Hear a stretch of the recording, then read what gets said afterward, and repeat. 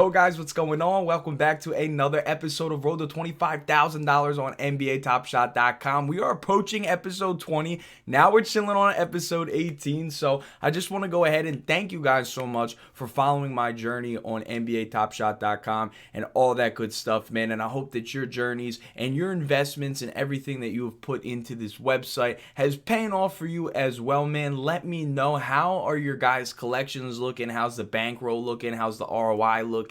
How are you guys doing on NBATopShot.com? Now, I know it's been a couple of days since I last uploaded an episode. I don't want to upload episodes that are just, kind of mindless, meaning there's really no premise to the episode.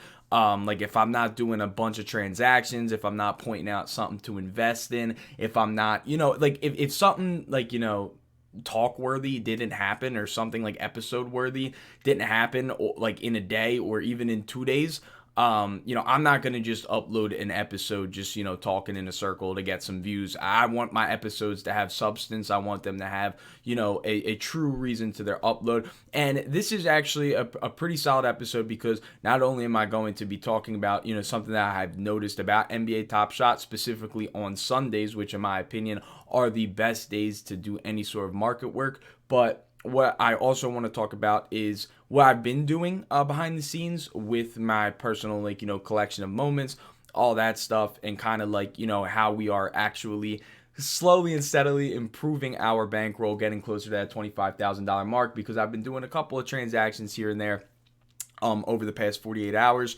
that you guys have not seen. And I just figured that whenever I had a true episode planned out, I would just also include, kind of the small microtransactions I've been doing on the side and such. But right here, just want to give the marketplace a quick refresh. And that's what I want to talk about first, actually. First off, Sundays, best days for the market. There's no pack drops on Sundays. The market actually is up from midnight to midnight, meaning, once the Saturday midnight hits into Sunday, the market's cool until, at least midnight Monday. So you get a full 24-hour marketplace period where you can buy and sell. I do want to point out, however, just in general, obviously I have my big boys up on the screen right there. I think everything is kind of undervalued right now.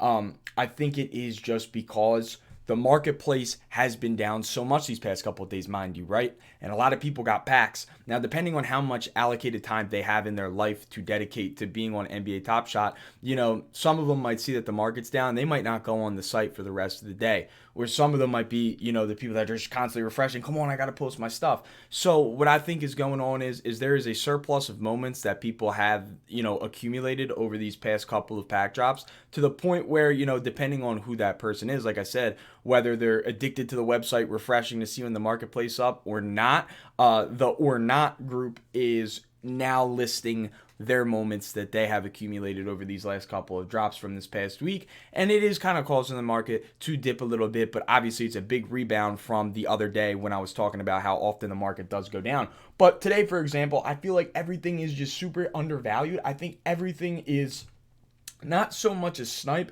but I think that there is just way too much room for a lot of these moments to grow in.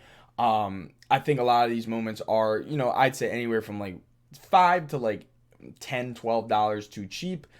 Still with my boys, like, even, oh my god, like there's Dylan Brooks. You can see Dylan Brooks is $18 right now.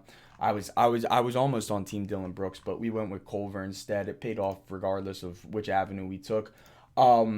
But yeah, man, I mean, I just feel like the market is super undervalued. Like Dame's under 300 for some reason.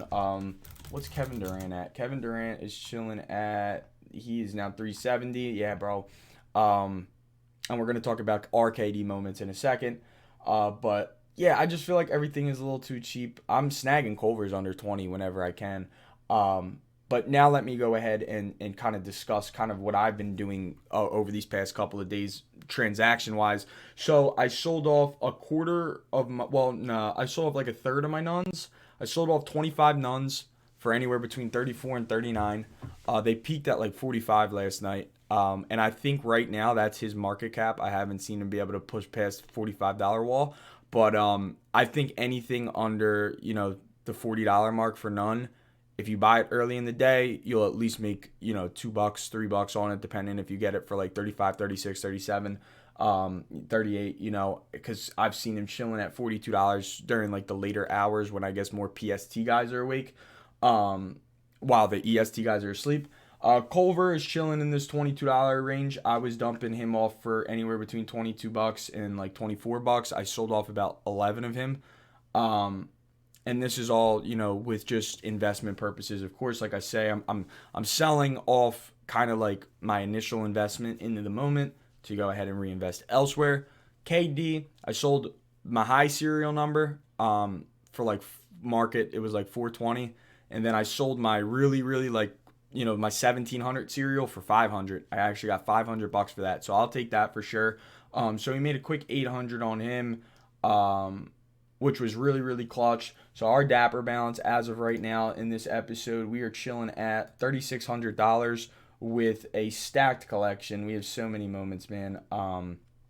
Like I said, I got a bunch. I still have a bunch of Jared Culver up, but for the most part, sold off 20 nuns, 25 nuns. Sold off probably like 6 or 7 Culvers so far. What about like, what is that? Like another like 16 up. So I mean, we got we got 50 nuns left over. If they all sell at 24, we'll have about, I'd say what would it be, like 40 or 35 Culvers. So we'll still have our big piece of that while I'm still buying at a lower average cost of what the market has been showing, because like he has been selling for 24. That's why I have him listed. That's why I have my initial investment worth at 24 right now. And with that said, if I can get him at 20, 20, 19, 18, if people are going to, be stubborn, I'm all for it, because what I've noticed is at night, that's when the market really kind of peaks. We're still chilling on the Zach Levine. We can go ahead and check his price really quick. He's about 1,800. He's been selling for 2K though, so I'm not really sweating on this. And he's oh wow, somebody sold it for 1,790. That's actually a pretty good buy. Serial's kind of but that's actually a pretty good buy. It's a $2,000 moment, so you could probably flip that and make like $100. I know it's not a lot, but we're not even remotely thinking about selling him anytime soon. He could be put into a set at any given time. So I'm a really, really big fan of, holding on to that. Any of the gold metallic moments, they weren't already in a set, I'm going to hold on to them. And Levine, we got a pretty solid serial too, 158 out of 499, so that's more than half. Obviously, it's like the top half of the serial numbers. So I mean, like, for the most part, we're kind of sitting pretty with our our investments. They're paid off. They're paying themselves off, and we got all profit chilling. The KD's pretty much made us almost a whole $1,000. And now we got that Levine. That's an easy $2,000. I mean, like, realistically, depending on how much more this market wants to be bullish. Oh, and when we got the Dames too. So depending on how much the market wants to be bullish will obviously determine whether or not, we can continuously, keep getting these like 5, 10, 8Xs and stuff. In terms of profit, it's nice to see Dame going back up to 260. I just think it's weird. He was just selling for 500 the other day. Like I said, though, I really do believe it's because some people were, not constantly refreshing. So there's definitely an influx of moments I still believe that need to be posted from people that might not have enough time to dedicate towards NBA Top Shot. So I mean, like, with that said, man, Sundays I think are fire sales. I think everything on Sunday kind of is cheapest. That you don't have to worry about packs or anything. You don't have to worry about maintenance unless it is like some sort of scheduling that they have to do. But for the most part, as long as there's no pack drops on Sunday, Sunday is the best day to buy. And that's, why I sold off what I could for my profit so that I could go ahead and take advantage of just sitting on the marketplace throughout the evening and, eat my dinner, drink a nice cold glass of water, and get some snipes. But that's going to go ahead and wrap up episode 18, guys. I hope that you guys are having a blast watching the series. Just wanted to give you guys a little heads up, kind of what I did and how I take advantage of Sundays. And yeah, man, I mean, that's pretty much it. I'll see you guys in episode 19 as we approach episode 20 of Road to $25,000 on NBATopShot.com. Talk to you guys in the next one.